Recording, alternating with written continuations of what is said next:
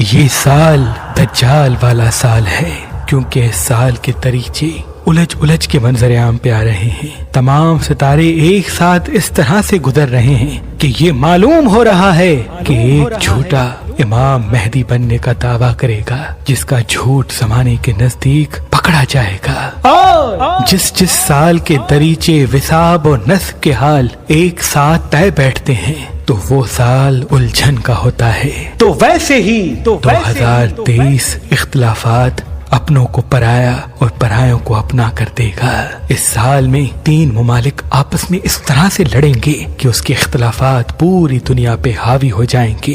باہر سے چیزیں منگوانا اور دوسرے ممالک کی طرف اپنی چیزیں بیچنا آپس میں الجھے گا۔ مالی حوالے سے اختلافات اس طرح سے آ جائیں گے کہ ہر کوئی اپنی دال روٹی کی فکر میں رہے گا۔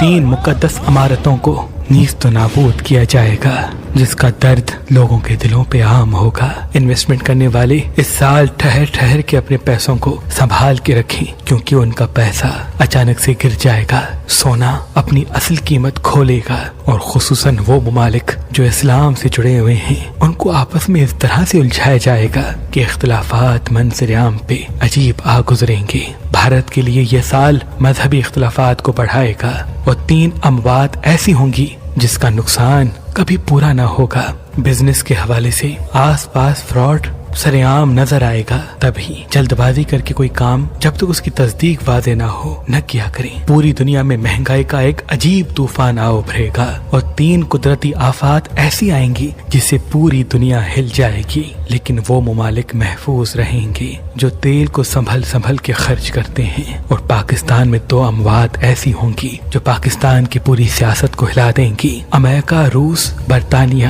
آپس میں عجیب اختلافات رکھیں گے، اور دنیا کا مرکز تیل سے ہٹنے لگے گا۔ ایک نئی کھوج منظر عام پہ آئے گی، اور لوگوں کی پرائیویسی نہیں رہے گی۔ ہر دوسرے انسان کے گھر کی خبر منظر عام پہ اس طرح سے آئے گی کہ کوئی بھی محفوظ نہیں رہے گا۔ تبھی اس سال موبائل استعمال کرتے وقت اس کی کیمرہ چاہے وہ آف ہی کیوں نہ ہو، اسے دوری اختیار کی جائے یا اس کو ڈھانپ کے رکھا جائے، اور کسی نئی جگہ پہ کپڑے تبدیل کرنے میں احتیاط کریں۔ اس سال چائنا، ایران اور عراق کو الجھایا جائے گا، اور چائنا میں کسی ایسے انسان کو مارنے کی کوشش کی جائے گی جس سے چائنا کے حالات بگڑ جائیں گے۔ ترکی ترقی تو کرے گا، لیکن اس ملک میں لوگوں میں آپس کا اختلافات بڑھانے کے لیے مذہبی چیزوں کو الجھایا جائے گا، اور یوں انسان عبادت سے دوری اختیار کریں گے۔ یہ سال تمام برج والوں کے لیے مالی حوالے سے یا کام کے حوالے سے راہیں ہموار کرے گا، لیکن انسان اپنی خوشیوں اور خواہشوں میں الجھ کے ناکامی کے فیصلے کرنے لگے گا۔ تبھی اس سال اگر سفر کرنا چاہتے ہیں، دوسری جگہ موو ہونا چاہتے ہیں، کوئی نیا کام شروع کرنا چاہتے ہیں، تو تمام برج والوں کے لیے بہت ہی مبارک ٹھہرے گا، لیکن کوشش کر کے جس بھی چیز کو چھوڑیں تو اس کی تصدیق جب تک واضح نہ ہو تب تک قدم نہ بڑھائیں، کیونکہ یہ سال صبر کا سال ہے اور محبت کا۔